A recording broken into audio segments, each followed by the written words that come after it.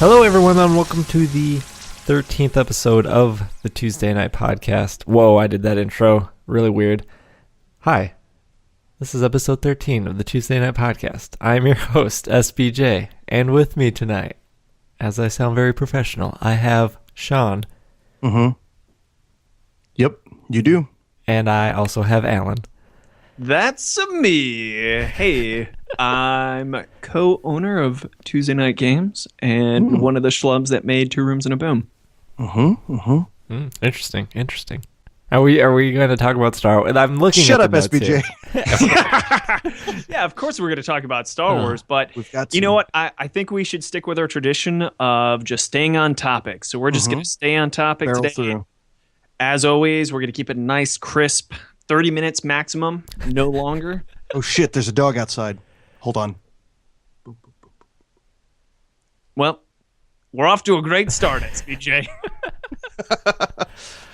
Okay, I'm looking at all the notes. So what we got for you guys today is we're going to do our table talk of what we've been playing. We have our topic of the episode, which we talked about last week, which are games that are going to be between $20 and $40 that you could get your significant others or your family or your friends or your enemies for the holidays. And then if we have time, we have some interaction satisfaction. I'm actually going to get this interaction satisfaction done right out of the way here. We said we... Oh, you want to do it first thing? Yeah, I think that's the first thing. If we're going to stay on task, we probably should. But let me ask, how do you guys feel about episode 12? Any residual muck in the ribs or anything about that? Are you talking about Star Wars? No, I'm talking about our last podcast episode. Yeah, where we talked about Star Wars. I feel good. I feel good. I feel fine. We got some good feedback, actually. I was surprised. But maybe that's just a testament that pretty much only our friends listen who know us. Did you get any bad feedback? No, I got no bad feedback whatsoever. How about you, SBJ? No, I didn't get anything. Oh, wait, that isn't true. I did get one little note that as soon as Anonymous said that as soon as white males was said, and it was an automatic eye roll. So I was like, oh, here we go. I know what he's talking about. Every time I hear about white males, I'm rolling my eyes too. Yeah, white males. Oh, here we go. What did they do this time? Yep. Yeah, that's me.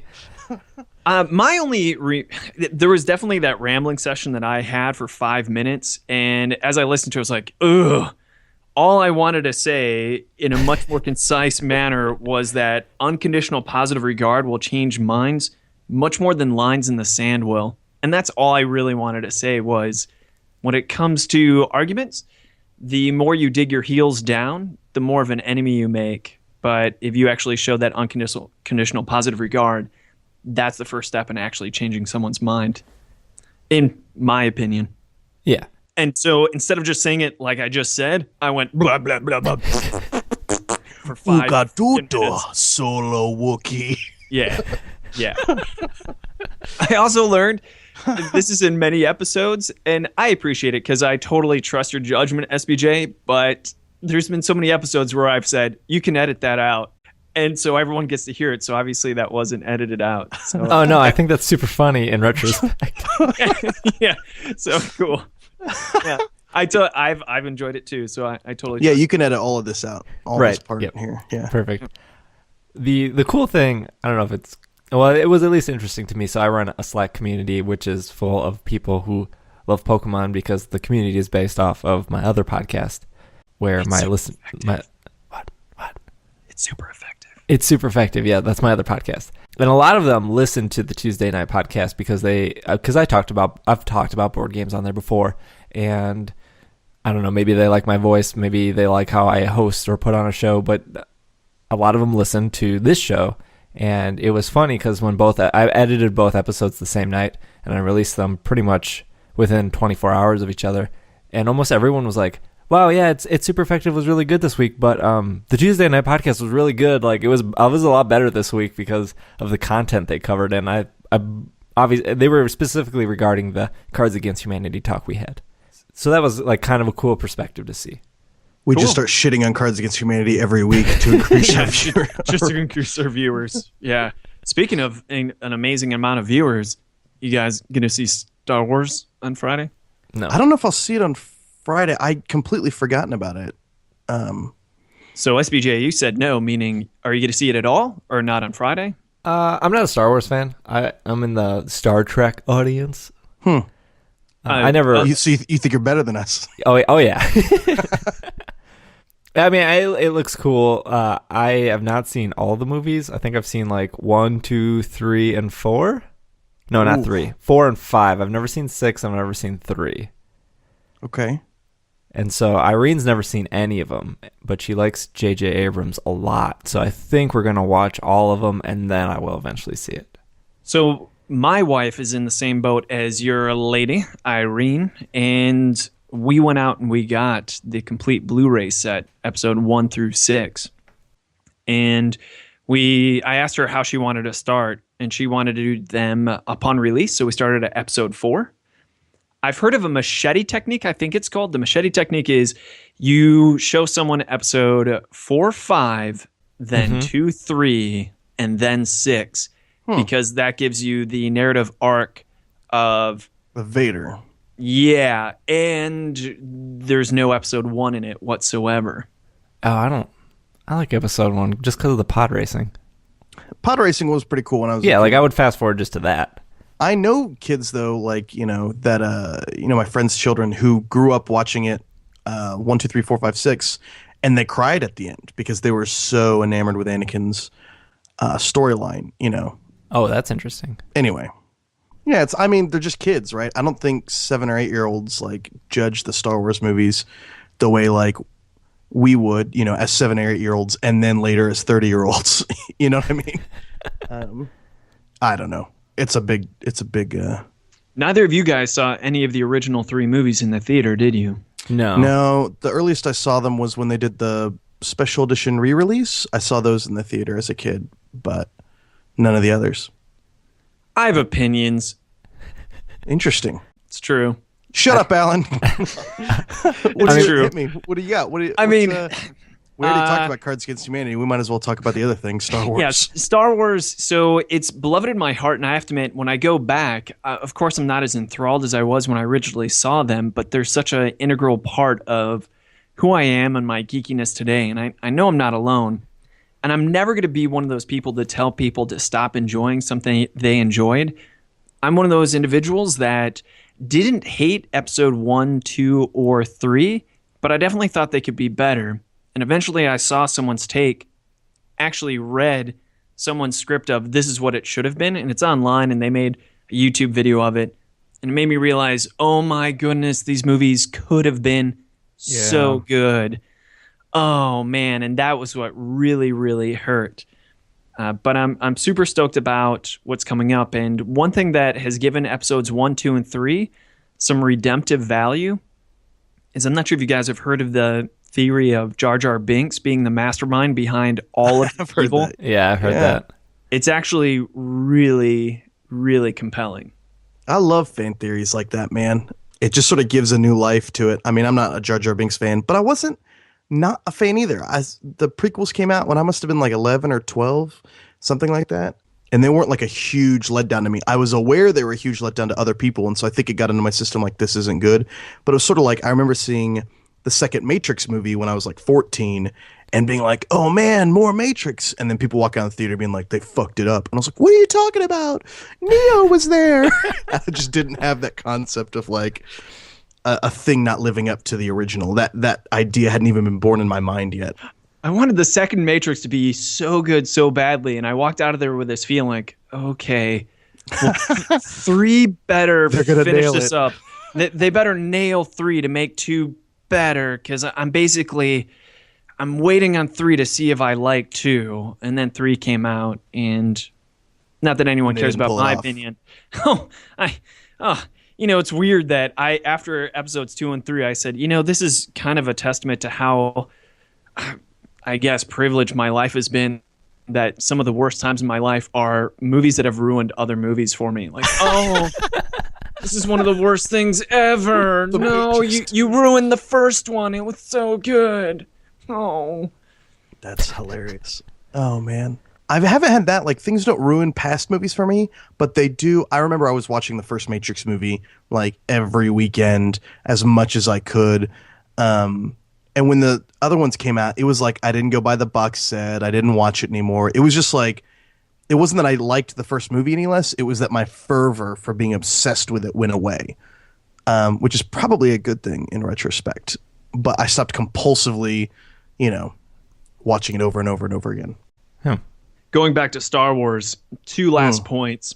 I think, in my mind, there's 2 main things. 1, the first 3 episodes aren't as good as, episodes 1, 2, and 3 aren't as good as 4, 5, and 6 because of the humor. The humor in episodes 4, 5, and 6 is so good, and I think it's aged really well, too. And that humor is basically Harrison Ford. He has these great moments in a serious world. They just had no one like him. Yes. And then in episodes 1, 2, and 3, they traded in all of that character humor for slapstick humor and ridiculous childish stuff where it's like, what? This is supposed to be funny? Which is why the theory that, no, Jar Jar Binks' slapstick humor isn't funny.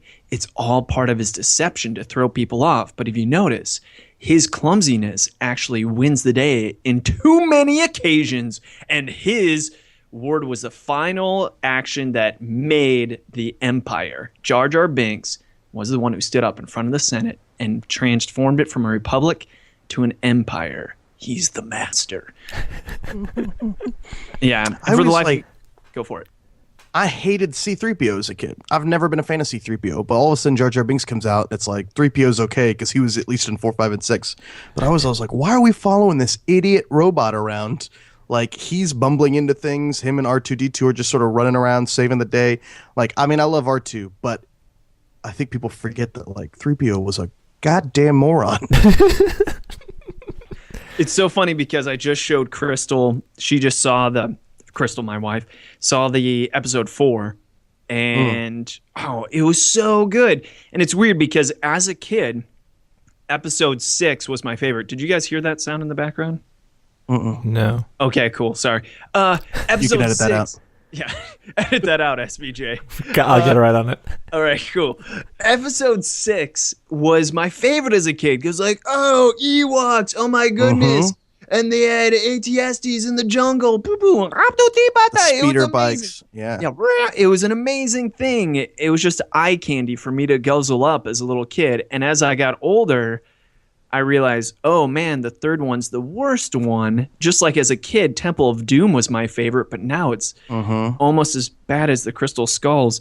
I know that some people can totally disagree with that, but now it's Empire Strikes Back is my favorite episode. My father thinks I'm crazy. He's like, that's such a dark episode. It ends so, and it was one of the first movies my father could think of where it ended in a cliffhanger. Kind of like Matrix 2, where it didn't conclude. But man, I love that. And anyways, going back to your original point, watching episode 4 with Crystal for her first time, I freaking love CPO. There was so much comedy relief there. Just his interaction with R2-D2. Oh man, it gets me even more now that I'm older. It's aging great. He's like a confused butler. Oh dear. Yeah, I love the idea of I love the idea of a robot getting insulted. Oh my. Well, I've never. Oh.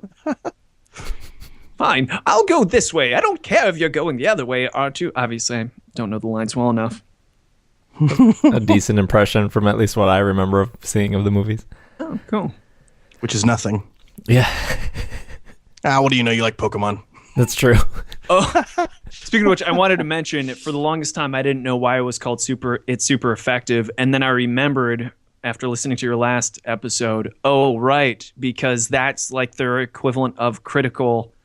It's super effective using. Yes, yeah. Yeah, so dumb. So that tells you how long it's been since I've played a Pokemon game. Puns. Speaking of my podcast, I can relate that back to this podcast, which can relate back to we have an iTunes winner. Oh, that's right. Whoa! What?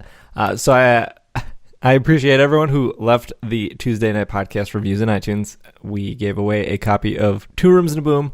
The first month we were recording, what was that? September? October. So this would be our winner for November. And the winner is, I'll need the winner to contact us. So you can contact us at podcast@tuesdaynightgames.com. That way Let's get the drum roll. Get the drum roll before you announce That's right. Ooh, nice. The winner is D24D24D. Mm-hmm. And they wrote in saying, great podcast that has enlightened me to new games I've never heard of. Great host that I've enjoyed many years on other podcasts. Keep up the great work. Sweet. So there we go. This is clearly not just a randomly generated username and review. No, that's a reference to a Star Wars droid. So this is all coming full circle. There we go. D24, D24D. Yeah. Yep. Remind me of R2D2, but I wasn't sure if that was actually a Star Wars reference because I don't know Star Wars as well as you guys. Yeah, do you know the it type takes of a real droids? hardcore fan to know who R2D2 is. No, let I me mean tell like you. D24, D2. Do you know what kind of droid C-3PO is? A butler? Protocol the, droid. The protocol droid. Do you know what our winner's droid he's referencing? Is it like a X-Wing droid? No. It's actually a sexual slave trader droid. So, Oh, okay. Perfect. yeah, that may be true or not. Speaking of which, I have my surprise for you guys. Oh, yeah. yeah. What's your surprise? You guys remember how I teased this last time? The surprise is, even though we gave away a copy of Two Rooms and a Boom, everyone who gave us full star reviews, I'm going to go ahead and for this Christmas, I'm sending you a PlayStation 4. What? Because I learned from your podcast, Steve, that there's no accountability for lying. Wait a second. That was pretty deep in my episode. I listened to your full episodes. Do you think I just listened to the first 5 minutes, man? Alan listens to podcasts like it's his job. I care. I care, SBJ. I listen. appreciate that. Yeah.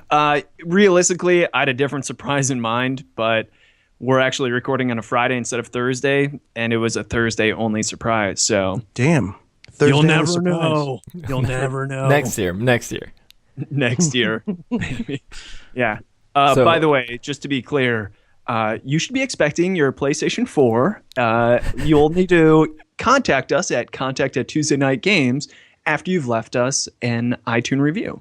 And if you don't have an iPhone, go get one and you'll get a PlayStation 4. Oh, we're going to get so much hate mail. I'm sorry. So Good luck with that, SBJ. D24D24D, shoot us an email and we can get that information, and then Sean will get that copy out to you. That's correct. There we go. So only 18 minutes in the show. We can move on to table talk. It's time for a table talk. No tangents, guys. Let's just stay on topic. Come on. That's right. I see a lot of blue on this list, which is Alan. Sean has one thing. Alan. I love the topic of the episode. Man, what haven't I played this week? That's the more important question. Chess. Chess. I haven't played chess. I played Dungeon of Fortune, which is a relatively new game by Tasty Mitchell Games, yet by Yellow Games. Deception, Murder in Hong Kong by Gray Fox Games. I played a pathetic amount of Slap Captain Kirk on Facebook. I'm not sure if you guys followed that link at all. And then also I played Nefarious, which is a new game from US Opoly designed by Donald X. Vaccarino. And I think the X stands for Xbox. Mm-hmm. What? Yeah. Okay. I think I've heard that. Yeah. Let me go edit some Wikipedia pages real quick. Okay. Yeah. The one I probably would want to talk about would be Deception, Murder in Hong Kong. That's the one that sounded the most interesting. Has Gray Fox Definitely. Games made other games that Yeah. I might know of? Yeah, I did a video for one of their Kickstarters. It's a game where you get to pick whether you run, fight, or die. I usually pick die. All right, that sounds like a solid option. It's kind of like when Loose Banana. Yeah, it's a zombie dice rolling game. Run, fight, or die. You roll dice, and that's another one from Gray Fox Games. I think they've made more, but Run, Fight, or Die is from Richard Lanius. So, yeah, it's pretty cool. But you guys want to hear about... Absolutely. Because I spent 12 hours in Hong Kong this year, and so I feel uniquely qualified to listen to you talk about this game. All right, well... I'll get in the elevator for a second, Okay. but Excuse me.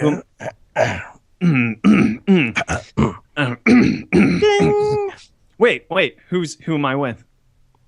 Just a bunch of Chinese people.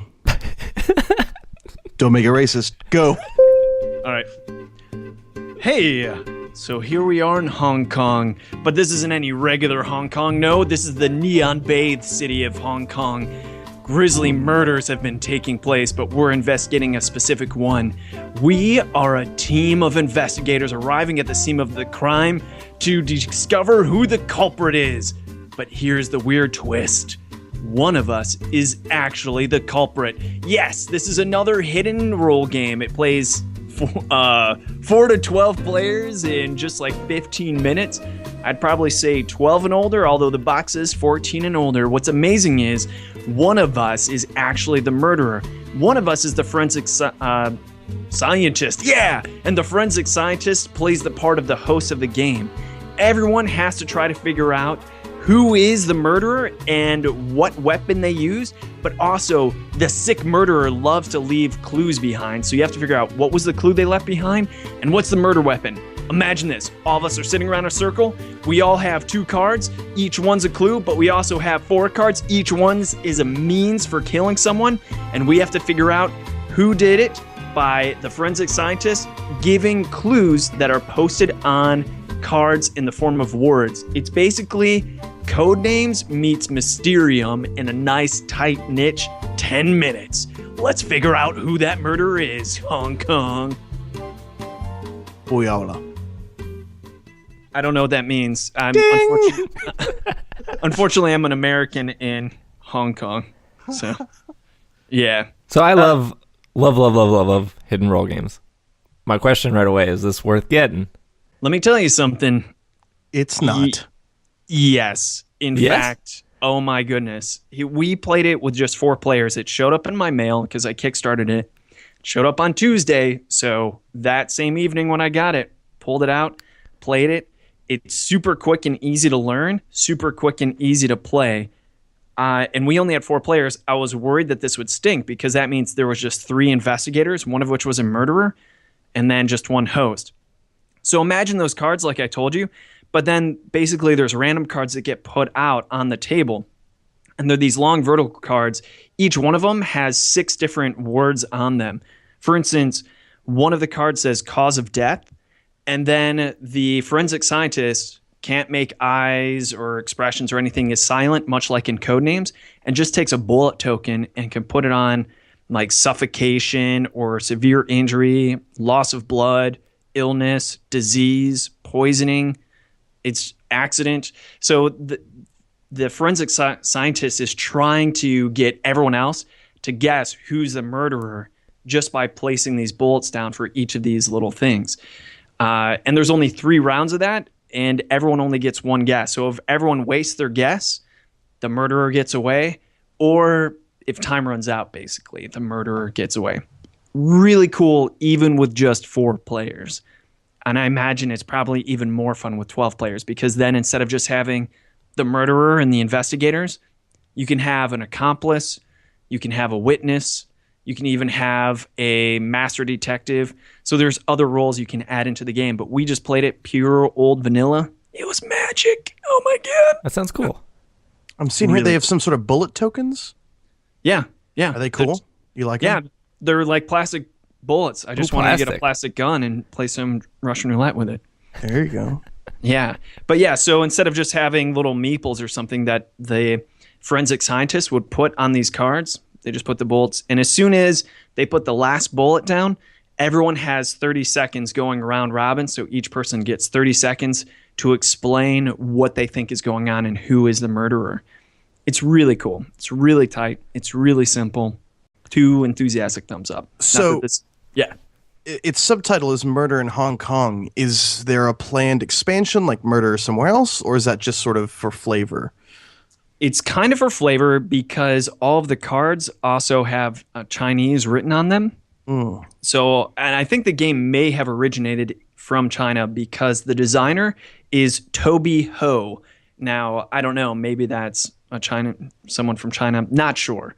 I'm seeing that it's previously a game called CS Files that was published by Jolly Thinker. So I think you're right that it was a Chinese game originally. Yeah. Okay. But they had a ton of stretch goals, which just added in a ton of cards. For instance, some of the clues are meeples or a board game collection. So there's these cool little extras in there. And there's so many cards for infinite replayability. It's really interesting. Man, it looks great. I really want to get that. Do you think, maybe you can't answer this. This will be my last question. So you play with 4. So how do you think 12 people would do? Do you think that would be too much, too crazy, too many people? Or do you think it would scale appropriately? Couple of things. I think it would scale appropriately because it was too easy to catch the murderer with 4 players. So we did something different that wasn't in the rule book. So of course, as always, I would recommend some house rules. Basically, before the character cards were dealt out and we found out who the murderer was, what we did is all the players, meaning 3 of us, the investigators, before we knew if you were a murderer or not, would go ahead and look at the possible cards that were out in front of us players, but also that were on the table. And we would say, okay, I'm ready. And what we were doing is we were planning, if we got the murder card, if you become the murderer, you choose which clue you're going to leave behind and what murder weapon you used. Now, it's really important to choose really good ones that are really difficult for people to figure out. So you'd want to choose a murder weapon that is really similar to something else that someone else has. For instance, if I have a machete, I'd probably choose that. If SBJ, you had a knife, and Sean, if you had a sword or something like that, I would choose machete because there's overlap there. So what we did is make sure that the murderer, before you even know you're a murderer, we just say, I know exactly what I'm going to choose if I'm the murderer. So you didn't have to hurry up and do it before the first round even began. So I think with more players, that probably wouldn't be necessary because there's going to be so much obfuscation and confusion with more and more players. But the cool thing is, it says in the rulebook, if it's too hard at your current player count, you can reduce the number of cards or you can increase the number of cards. So it's a matter of that. If you find that the murderer is constantly getting away or constantly getting caught, you can totally adjust. Cool. That sounds cool. And not a lot of social deduction hidden role games work well at 4 players anyway, without significant modifications. So the fact that it does is pretty cool. Yeah, and my wife was one of those players. So wow. If Crystal's playing it and she's enjoying it and it's a hidden role game, it's a good game. It's That's solid. Awesome. Cool. Yeah. It's good to hear. Sean, you want to talk about the game you played? Sure, yeah. I played a game called Onirim by Z-Man Games. Hopping on the elevator here, I'll try to bust through this real quick.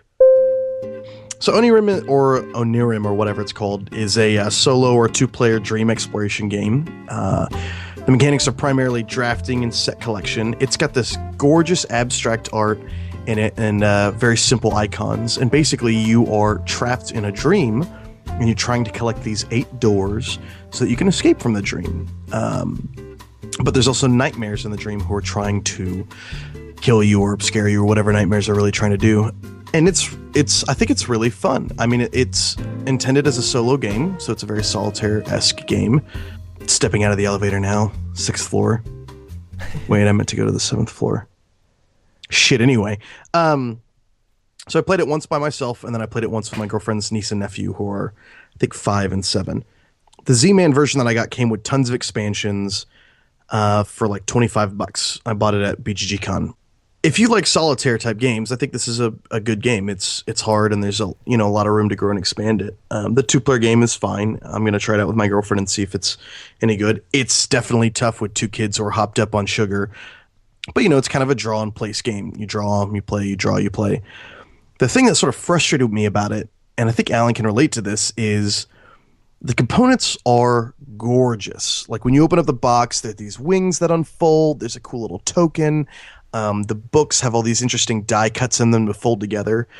But when I was reading through it, there was not a ton of function to the components that would have been useful. Like there's some things you need to reference every now and then. There's no quick reference guide. All the expansions are mixed together with the regular cards of the base game. And so it's difficult right out of the bat to tell like where to start. I had to do some significant looking up to like sort and filter through everything just to get down to the base game again. And in the rule book, like it really brought up again how important rules are. And they're probably the most overlooked component of game design is being a good rules writer and how to do that both with text and images. For example, there was no setup diagram, which I hate. I want to look at a picture and show me like, this is how you set it up. This goes on the left, this goes on the right, this goes in the middle, etc. There's none of that anywhere. So I'm looking at videos online and saying like, okay, people tend to set it up this way. I guess that makes sense. Super frustrating to me. The other thing was there were a lot of expansions in there, which I think are great, but a huge pet peeve of mine is when a rulebook lists too many variants. It always seems to me like, hey, why didn't you pick a lane? Now, I get variants for different player counts. That makes sense. Like, hey, if you play with this many people, you need to do this to it. What I don't like are, you could try it this way, or you could try it this way, or you could do it this way if you like. To me, it just says, like, why don't you do the work, game designer, and tell me which of these is the most fun, and I'll just do that one. But I feel like I see that a lot in a lot of different Z-Man games. I agree with you. I don't care for that. I almost hate implementing house rules because I feel like making a sacrifice to the game where I want the game I purchased and the game I invested in to kind of have all that fleshed out for me. Let me tell you, I totally agree, because we'll get back to my personal enemy that I swear sneaks in and flicks me off in the middle of the night while I'm sitting there in bed, is the rule book to code names, which I burned a long time ago, because it enables individuals to say, you're playing it wrong. You're playing it wrong. It's like, man, no. I mean, we're doing house rules because I disagree with the way that it's played here. And so I think you want to enable people to feel fine playing the way it's written to be played. So both of you guys, validated. Well, house rules are where we get the majority of our game designers. You know, I would say your career in game design definitely starts off with heavily house ruling all your games in your library from a very early age, you know, and then making that step of, you know, we've put enough house rules in this. This is basically a different game at this point. But yeah, I'm a big believer in like put your best foot forward. And I think, Alan, you and I have talked about this on Dragon's Head, which is that trick taking game that I love that you're working on. Boom. And talking about, you know, this can play really well at 3 and it plays really well at, I want to say 5. Do we want to include a 4th player count in there if it's markedly worse than the 3 and 5 player experience? You know, like, do we tell people, hey, you can do it, but it's shitty, or do we just not tell people to do it? And I'm not saying it is shitty. I'm just saying these are conversations we have because I think it's important for somebody to do it. You know, if the 3, 5, and 7 version of the game are great and the 2, 4, and 6 version of the game are shitty, don't put 2 to 7 on the box, you know? Yeah. It's interesting. Dragon's Head is an example of one of 2 overly simplified approaches to game design. One approach is exactly what Sean just referenced, is when you say this game would be better if ... And it's basically you come up with a newer game where you've taken an old game and improved upon it, simplified it, maybe, and eventually if you keep on making these versions, it's a totally new game of its own. The other way is totally free form, where why doesn't this game exist? And you just go at it and make this based off of this creative ripple you don't know you're a part of. It's very interesting. But in the case of Dragon's Head, what is interesting is it's based off of this cultural phenomenon that is a grandfathered game that's traditional, known as Sheep's Head. And I'm sure some listeners have heard of it. It's actually from your neck of the woods, SBJ. Have you heard of Sheep's Head? I have, yeah. It was very popular in like middle school. Oh, nice. Crazy. Yeah. Yeah. So it's pretty remote in that and in Germany. So I looked up the rules, and part of the rules were just really confusing. And that's part of the game is, hey, if you can play Sheep's Head, part of it is understanding what the hell the rules mean, because it purposely makes some things confusing in that you can make a mistake on your turn because you forgot a rule. So Dragon's Head is Sheep's Head. simplified. But then it's a 5-player game. But then I was like, man, I want to try a 4-player, 3-player game. And so I had to make some rule changes there. And now we're at the point where people seem to enjoy the 3 and 4-player version almost more than the 5-player version. So now we're trying the 5-player version using the 3 and 4-player version rules. And now it's not even reminiscent so much of Sheep's Head. So it's pretty interesting stuff. But that's Just a cycle of development and evolution that takes place in game design. It's pretty cool. Mm-hmm. Yeah. Wow, that was a good conversation to get me over my rage that you didn't have a passenger on your elevator, Sean.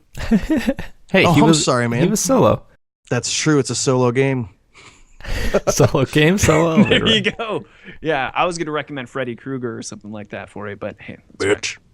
Sean, do you have anything else about Onirim?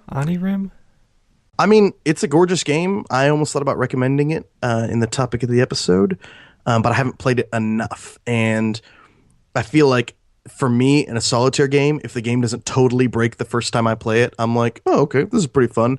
But like, would I rather play it than be on my phone or, read or something like that? I'm not entirely sure yet if I'm going to be like, man, I should play that game again.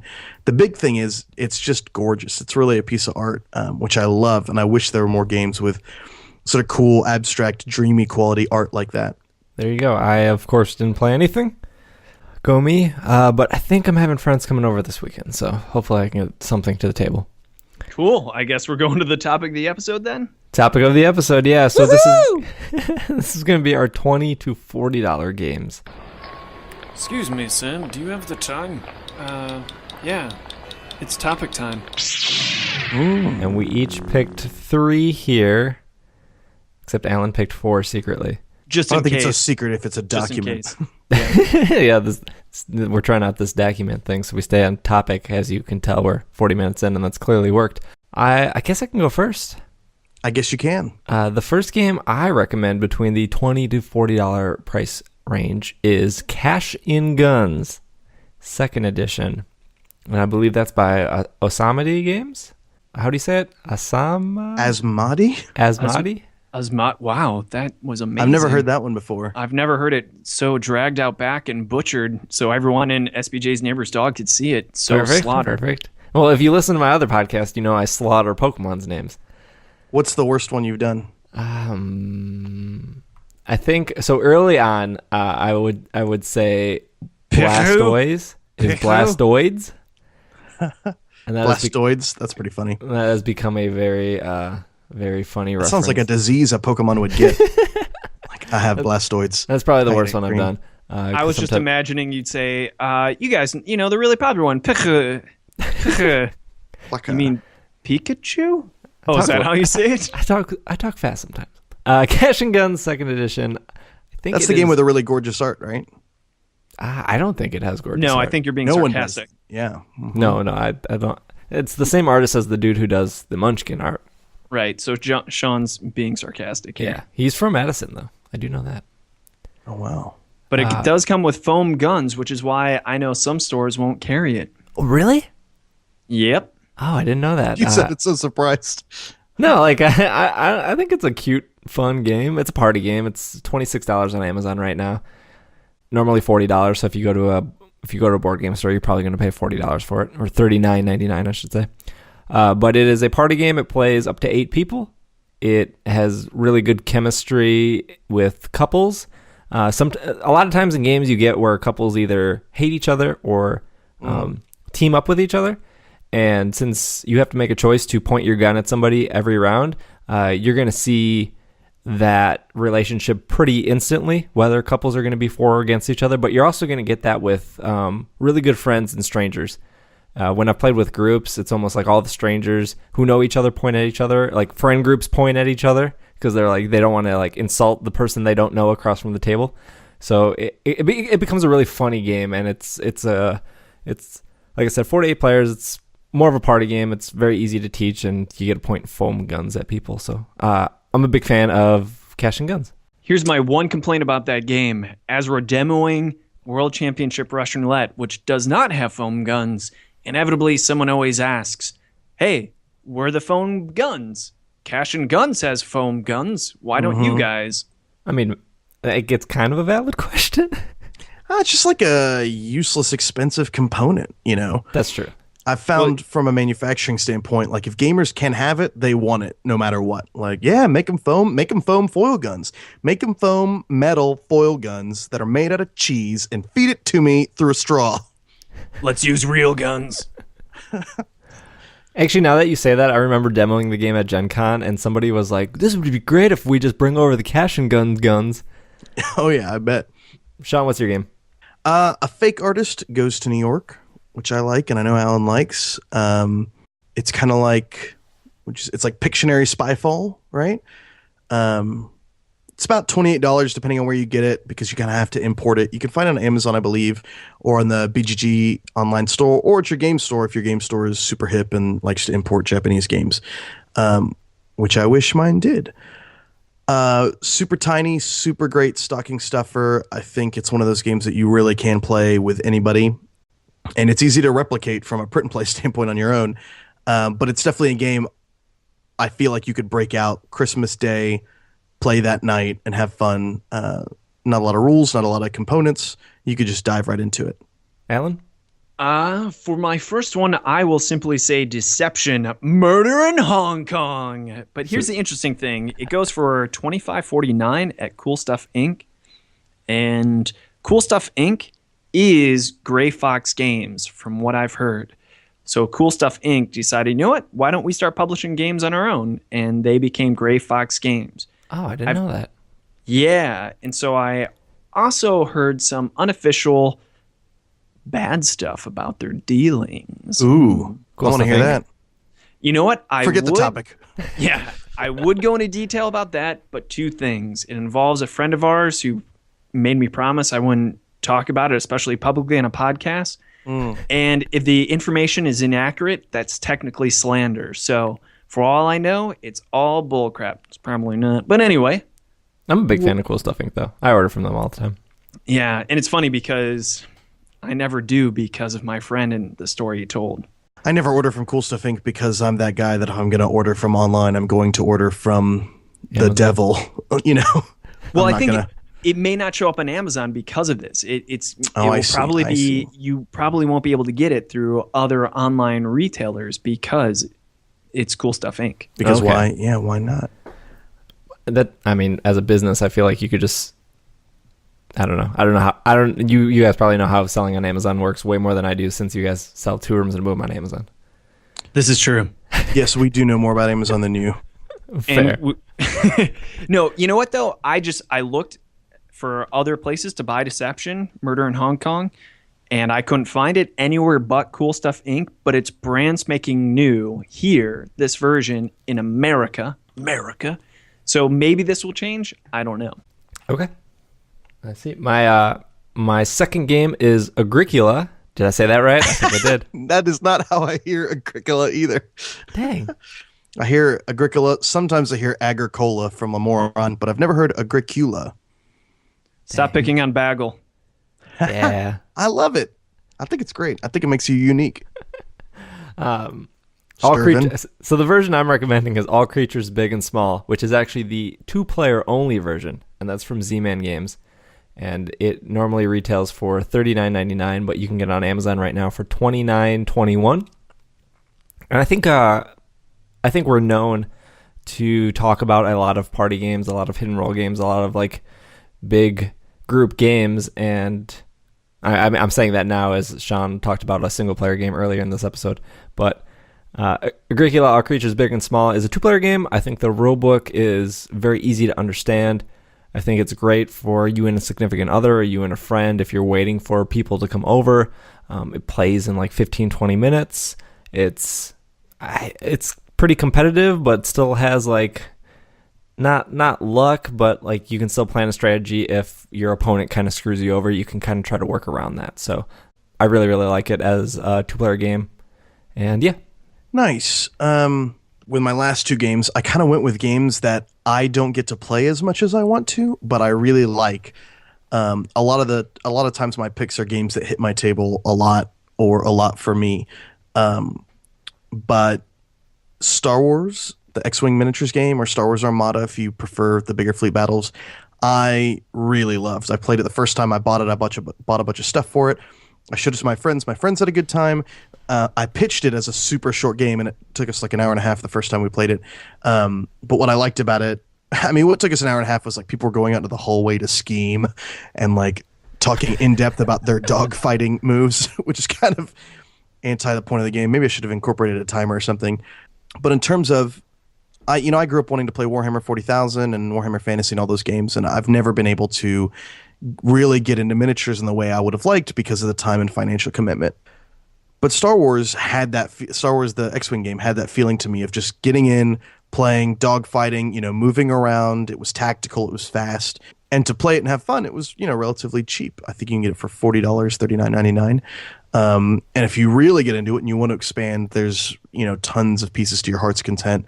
But it doesn't feel like HeroClix to me, where like if you don't have a massive collection, you're not having fun. I mean, the base game comes with, TIE fighters and X-Wings, and that's more than I need to have a great time. But if I wanted to, I could get the Millennium Falcon, I'm sure. But yeah, Star Wars X-Wing miniatures. I wish I got to play it more. Cool. Alan? I'm starting to realize I shouldn't have even referenced besmirching Cool Stuff Inc.'s name because they're probably going to sell a lot of our games in the future. So I love Cool Stuff Inc. as well. Speaking of which, I'm sure you can... You want me to cut something? Or in your usual way, sure. No, I've got no shame. So no worries. Don't worry about that. I mean, I only threw your yard master friend under the bus like 2 episodes ago. Yeah, it's fine. Patrick's a good guy. I'm sure he'll laugh it off and give us hugs regardless. So the rest of mine, I'm just going to shotgun out there because we've talked about them plenty in previous episodes of the podcast. Monikers, $25, 2 to 16 players. I recommend the cooperative version. Rules are in the back. It's about 2 minutes per player. Shut Up and Sit Down, called Monikers. The most you will ever laugh playing a game. So if that doesn't sell it, I don't know what else will. But I feel like they said that about Fun Employed too. Really? I don't know about those guys. I also would recommend 2 Rooms and a Boom. Same price point, $24.99. 6 to 30 players, 10 minutes. And it's going to be out of stock in like 6 days. Yeah, so good luck trying to get it. We're working on 2nd edition now, so hopefully we can get that off and running. And then last but not least, Spyfall for $35. For those of you that don't like drawing, forget Fake Artist Goes to New York and go with the original Spyfall. But you can do what SBJ recommended and just do the free online thing where you can play using your phones. Yeah, I can never remember the website. I always have to Google it, but just Google like Spyfall web Online? version. Oh, okay. And you'll get it. It's like the first hit. Cool. Well, my last game, I feel like is never ever talked about even on Reddit, but it's called For Sale by Griffin Games. Did I say that right? Yeah, it's a good one. I think it's pronounced Sale. I don't think so. Anyway, moving on. For Sale is a 3 to 6 player game. It plays in 20 minutes. It's like a 2-stage bluffing game. First you're bidding on like different properties that show up and what Hold up. SBJ, you always get away without doing elevator pitches. So you're getting on the elevator with an old man who hates anyone getting near his yard, especially young kids. Hey, old man who hates young kids, I hear you love your lawn. So since you love lawns so much, you can play this game called For Sale, which is about owning different properties. And then, if you figure out that kids move in, you can sell those properties in the second part of the game. So in the first part, you're going to see a bunch of properties equal to the amount of players. So if this is a 5-player game, you're going to see 5 properties down. You're going to see, you can choose not to bid and then just take what's left over, or you can bid for properties you want. Once all the properties are sold, then everyone is going to compete by laying down the properties and seeing what is worth the most to win that round. And then you add up all your stuff at the end of the game, and then everyone does math, and then somebody picks a winner. I don't get it. Now it's good. It's almost 2 separate games in one. Like the first round's really different than the second round in what you're buying and then you're selling. It's really cool. It's really clean. It's tight. I agree, man. That's a good choice. And the rulebook I think the rulebook's great. It's super simple. I love games where you don't have to like keep referencing the rulebook to feel like you're making a mistake. Like obviously the first time you play it, you might be like, "Oh, are we doing this right?" But like once you get it, you get it. My final game is hard and complicated, and you've all heard of it. I never get to play it, but I love it every time I do, and it's Netrunner, which you can get for $40. Collectible card games or LCGs, I feel like are a dime a dozen. But the thing I love about Netrunner, I think, is the thing everybody loves about Netrunner, which is theme and the asynchronous sort of atmosphere. You are the corporation, or you are the Netrunner. And I'm a huge Cyberpunk fan, but the thing for me is I'm so picky because when people either get it right or they get it really, really wrong, you know. And Netrunner is one of those games that if you're into a complicated game, if you're into a long game, a hard game, like I think it scratches all those itches for me very well. Unfortunately, so well that I never get a chance to play because I don't really have gamer friends that are into that sort of thing. The same boat as you. Yeah, well, we should get together and play it, man. Yeah, we should. It was funny. I absolutely love Netrunner, and I had almost every single expansion except the couple that they released this year. That's when I started falling off, and I have everything sleeved and like ready to go. And Irene and I played it pretty regularly for a month straight because we were actually ending our like Pokemon TCG like fad because we played competitive Pokemon for 2+ years, and it was so refreshing to play a game that that wasn't Pokemon, right? that like felt fair, but also was asynchronous. So yeah, that was asymmetrical, asynchronous, but then also added a bunch of tension. Like you are always super tense in Pokemon because like once you see a deck, you probably know what cards are in it, and you're just like, okay, as long as he doesn't have that card, I'd be good. There's something about like. To be fair, that's only people who play a lot of Pokemon think right. that. Well, I said Pokemon competitively. Right. Okay, I'm sorry. Go on. But like to be a runner and to run against a server and like you really don't know what's behind the server. Sure. It's both super stressful but also super exciting, and you when don't you get that. do well, you feel really good. Yeah, and you don't get that in Pokemon. You can be like, "Oh, I got the card I wanted. That's exciting," but like it's still hit and miss, and it's the same with a server, but like you feel like you're actually like almost the theme is so strong you feel like you're doing it and you feel like you're accomplishing something. That's my rant because I love Netrunner. Nice.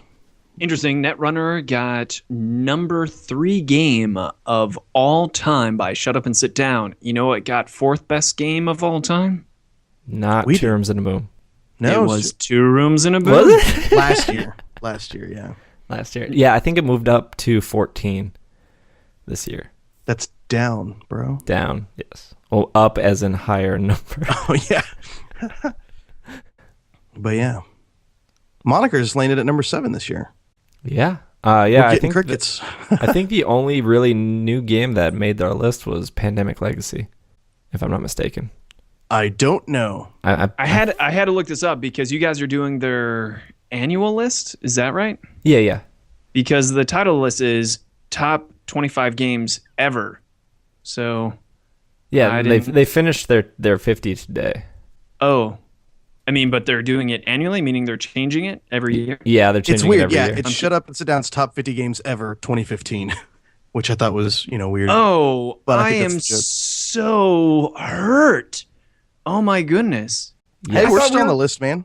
We're 14? Yeah, I believe 14, Two Rooms in a Boom is 14 this year. Yeah, wow. Oh, I need to take a bath.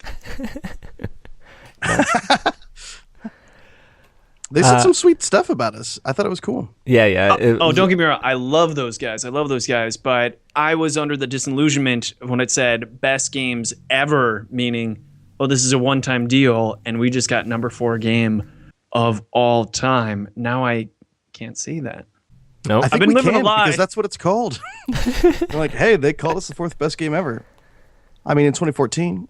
It's cool that like a year later you're still important on that list.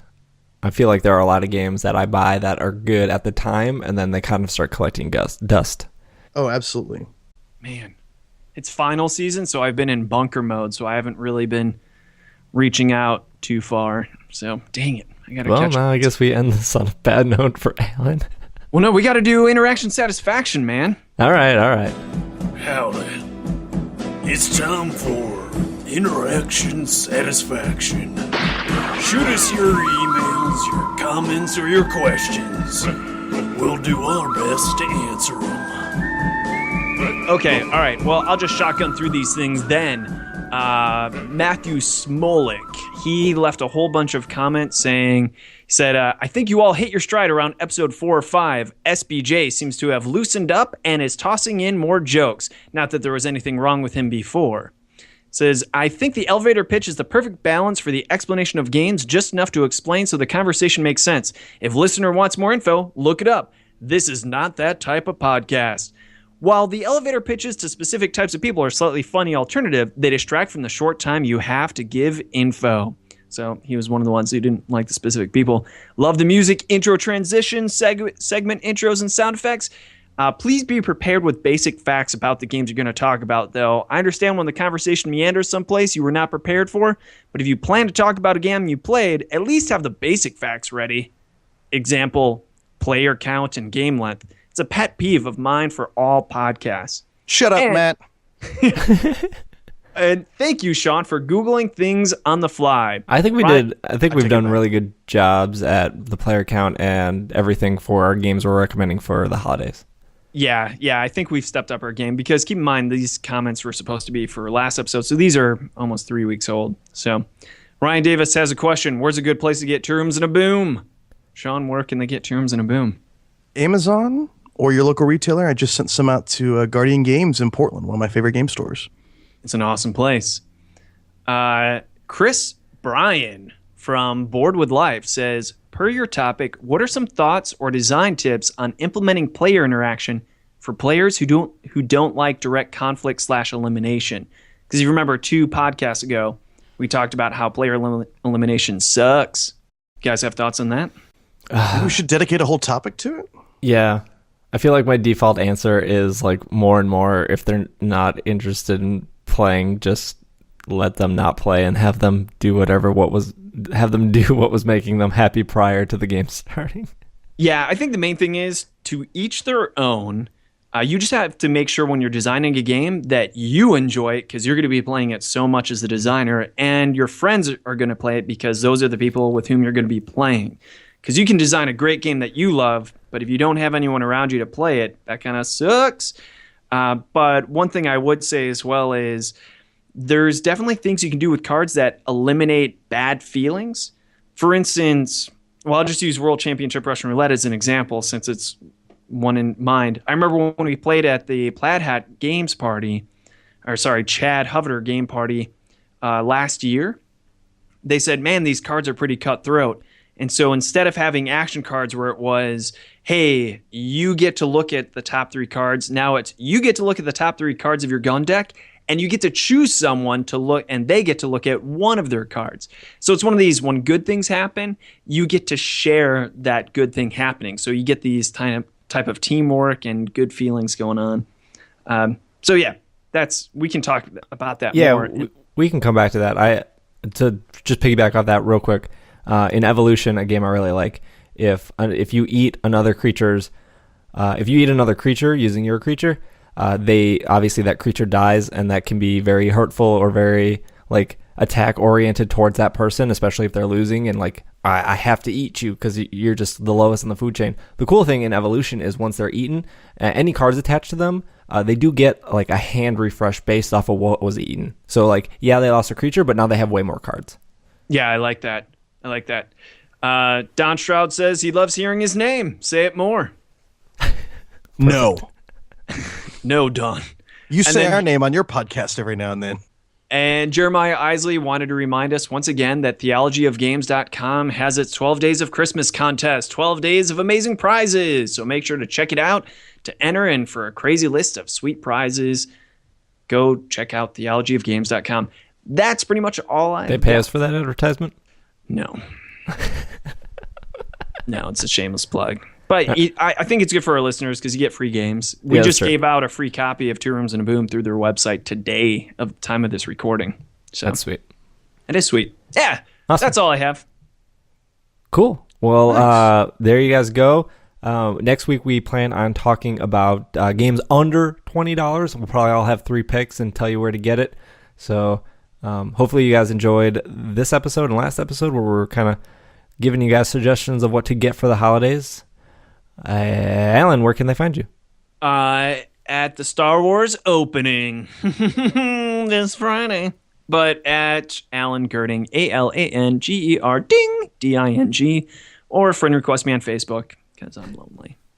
Sean? You can find me on Twitter at Sean McCoy. Awesome. You can find... Figure out how to spell it. There's a ding in there somewhere. You can follow me on Twitter. It is at Dragging a Lake. Otherwise, this has been our episode. Hopefully you've enjoyed it. And we are... Ho, ho, ho, finished.